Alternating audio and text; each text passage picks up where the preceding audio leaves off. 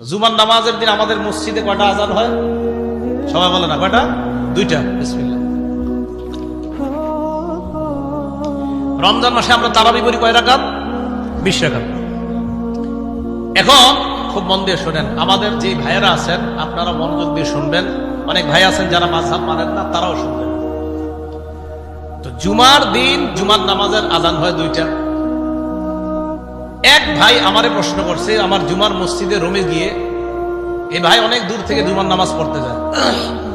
জুমার নামাজ পড়ার পর আমারে সালাম দিলেন, সালাম দেওয়ার পর বললেন একটা প্রশ্ন করতে পারি? জি বলেন।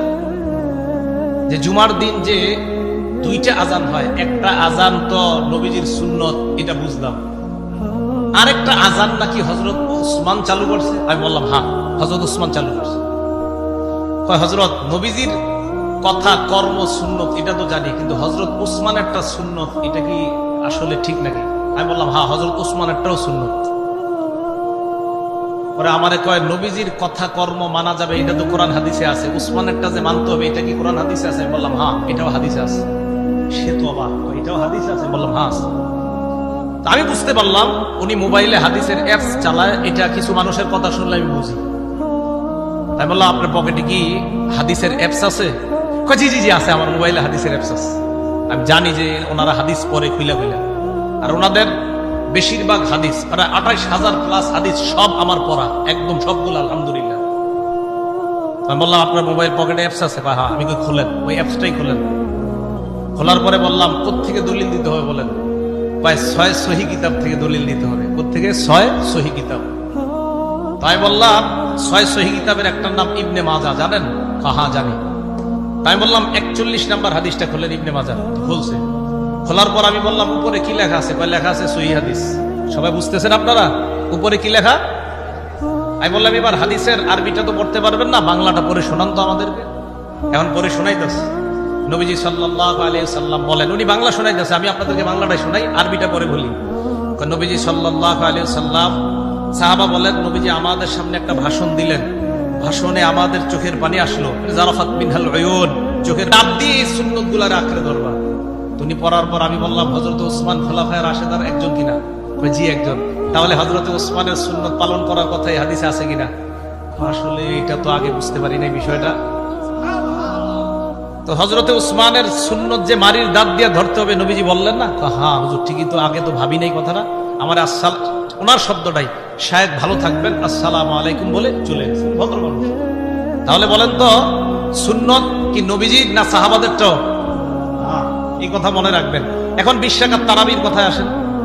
নবীজি 20 রাকাত তারাবি পড়ছে কোথায়? যদিও একটা বর্ণনা দুর্বল বর্ণনা আব্দুল্লাহ ইবনে আব্বাস থেকে আছে নবীজির 20 রাকাতের কথা, তো মানলাম দুর্বল, মানবে না, ঠিক আছে, এটা বাদ দিলাম।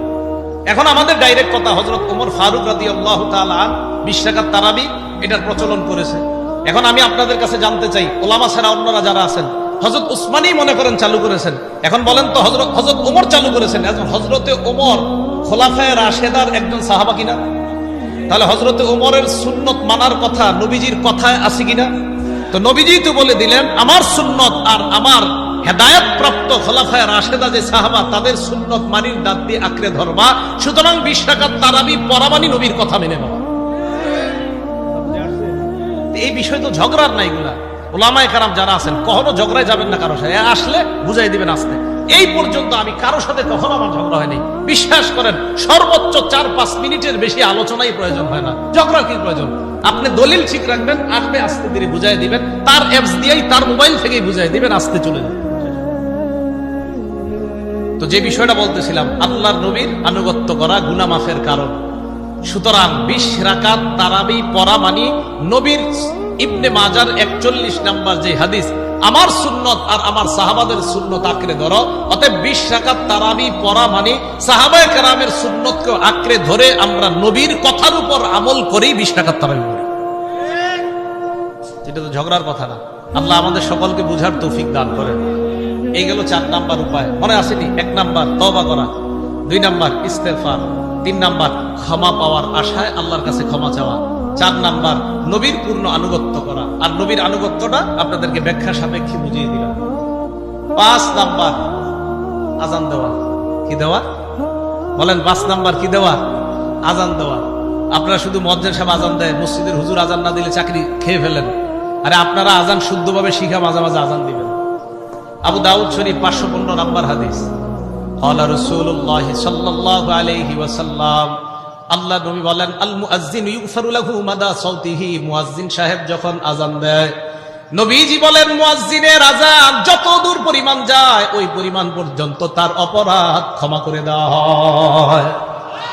ওয়াশহাদু লাহু কুল্লু রাতবিন ওয়া ইয়াবিসিন, দুনিয়ার মধ্যে যত ভিজা আর শুষ্ক, যত ভিজা আর শুষ্ক, দেখেন যত ভিজা আর শুষ্ক আল্লাহর যত মাখলুক আছে, কিয়ামতের ময়দানে আল্লাহর দরবারে ওই মুয়াজ্জিনের পক্ষে তারা সাক্ষী দিয়ে দিবে।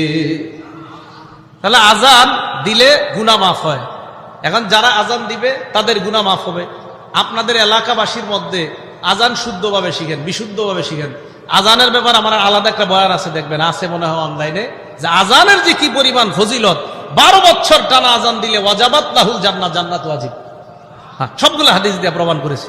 তো দেখবেন তাহলে 5 নাম্বার গুনাহ মাফের উপায় আজান দেওয়া, মাফের উপায়